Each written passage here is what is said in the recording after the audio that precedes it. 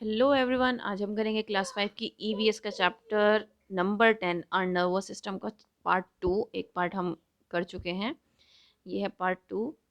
तो हम यहाँ पर पार्ट 2 में करेंगे सेंस ऑर्गन से। The organs which connect us to the outside world are known as sense organs. वो ऑर्गन्स जो हमें बाहर की दुनिया से जोड़ते हैं उनको हम सेंस ऑर्गन्स कहते हैं। सेंस ऑर्गन्स कौन कौन से होते हैं? 5 होते हैं हमारे: आइज, नोज, ईयर्स, टंग और स्किन। आइज़ से हम देखने में मदद करते हैं, आइज़ हमें देखने में मदद करती है। ईयर्स हमें सुनने में मदद करते हैं। टंग से हमें टेस्ट का पता चलता है। स्किन से हमें फ़ील होता है ना? तो आप ये देखो, ये जो जितने भी सेंस ऑर्गन्स हैं ये कहीं न कहीं आपकी बाहर की दुनिया को देखने में आपको मदद कर रहे हैं। हर तरह से मदद कर रहे हैं। अगर आपके सेंस ऑर्गन्स आपके पास ना हो तो ज़िंदगी बेकार है, एक तरह से देखा जाए तो। क्योंकि आइज़ से हम इतने ब्यूटीफुल कलर्स देखते हैं, ब्यूटीफुल चीज़ों को देखते हैं। ईयर से हम इतना अच्छा सुनते हैं और टंग से हम इतने अच्छे-अच्छे खाने खाते हैं और फ़ील कर पाते हैं हम अपनी स्किन से। और नोज़ से हम फ्रेग्रेंसेस देखते हैं, कितनी अच्छी-अच्छी फ्रेग्रेंसेस हैं, ठीक है? तो सारे ही हमारे जितने भी सेंस ऑर्गन्स हैं वो हमें कहीं न कहीं हेल्प करते हैं, ठीक है? और ये हमें बाहर की दुनिया से जोड़ कर चलते हैं। सबसे पहले हम बात करते हैं आइज़ की। The eyes are our most important sense organ. Each eyeball is safely set in a deep bony socket and is further protected by the eyelids and the eyelashes.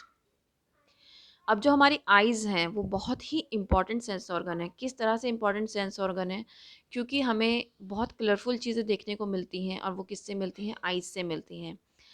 आई क्या होता है? हर एक आई में आई बॉल होता है। Eye ball जैसा आप ये देख सकते हैं, छोटी-छोटी बॉल्स हैं हमारी आइज़ में जो आपको नज़र आती हैं, जो कि एक डीप बोनी सॉकेट होता है। बोनी सॉकेट मतलब जो बोन्स से बना हुआ होता है, ठीक है? डीप मीन्स गहरा, थोड़ा-सा गहरा बोनी सॉकेट होता है और उससे उसके अंदर क्या होती है? आई बॉल होती है, ठीक है?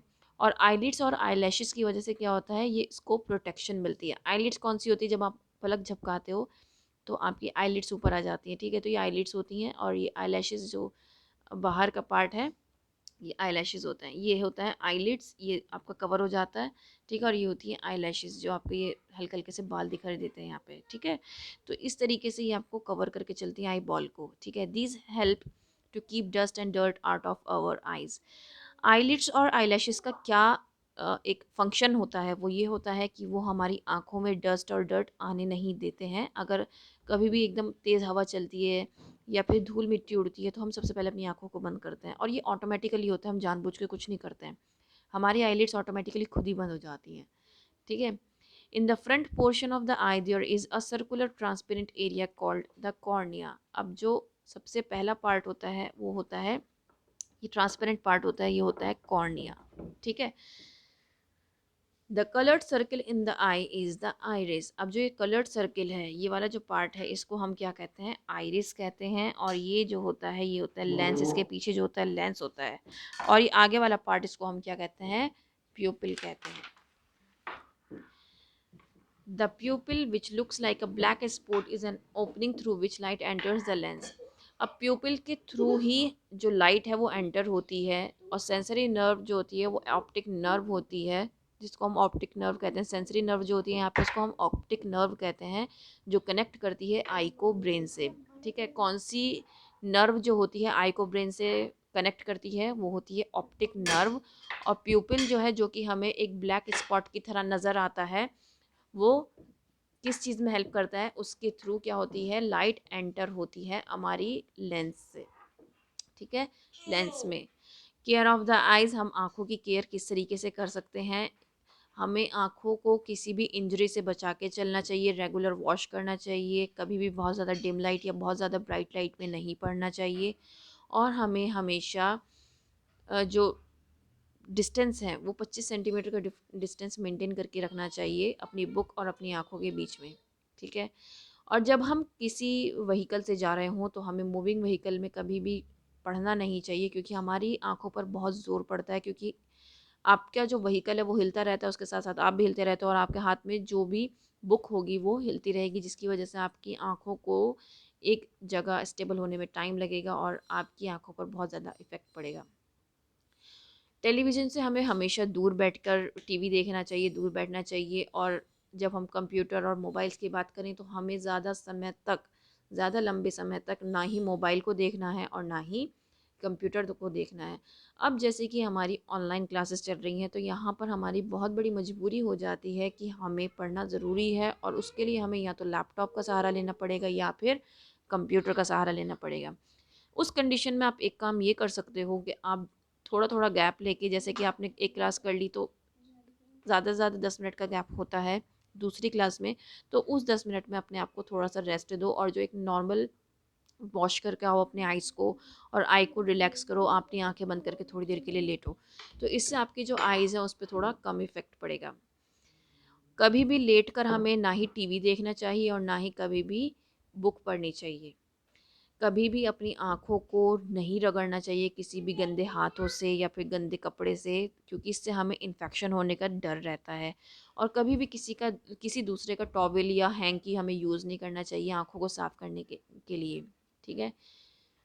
और हमेशा अपने मतलब पेरेंट्स को सब कुछ बताएं अगर आपको आंखों में कोई इरिटेशन है या आपको पढ़ने में कोई दिक्कत हो रही है या आपको सर में दर्द हो रहा है, क्योंकि हमें बेसिकली क्या होता है, आई से रिलेटेड अगर हमें कोई भी परेशानी होती है सबसे पहले हमें हेडेक होना स्टार्ट होता है और उसके थ्रू ही हमें पता चलता है कि हमें एग्जैक्टली हो क्या रहा है, क्योंकि फिर हमारे उसके बाद आई टेस्ट होते हैं और फिर हमें आई टेस्ट के बाद हमें पता चलता है कि हाँ हमारा जो आई की केयर है हमने प्रॉपर नहीं की है, इस वजह से हमें ऐसा कुछ सुनने को या देखने को मिल रहा है।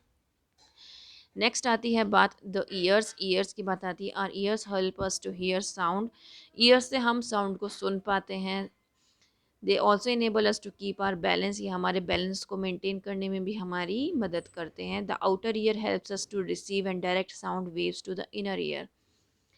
आउटर ईयर क्या करता है, हमारी जो आवाज़ें हैं उनको रिसीव करता है और फिर हमारे इनर ईयर को पहुंचाता है।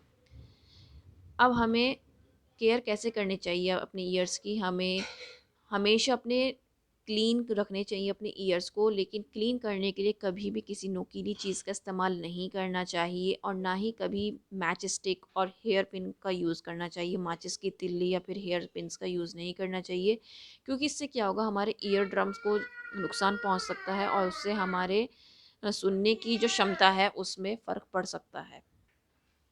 Use a dry towel to clean your ears, do not let water enter your ears. हमेशा ड्राई टॉवल का यूज़ करो, सूखी टॉवल का यूज़ करो जब आप अपने ईयर्स को साफ़ कर रहे हो। नहाने के आने के बाद ज़रूर साफ़ करने चाहिए और कभी भी कान के अंदर डायरेक्टली पानी मत डालो। अगर गलती से चला गया है नहाते वक्त तो उसको जल्दी निकालो और साफ़ करो अच्छे से। और अगर आपको कोई कान में तकलीफ़ है, किसी तरह का पेन हो रहा है, तो आप जल्दी से डॉक्टर के पास जाओ, ठीक है? अब बात आती है नोज़ की। We breathe and smell through our nose, the sense of taste and the sense of smell are linked.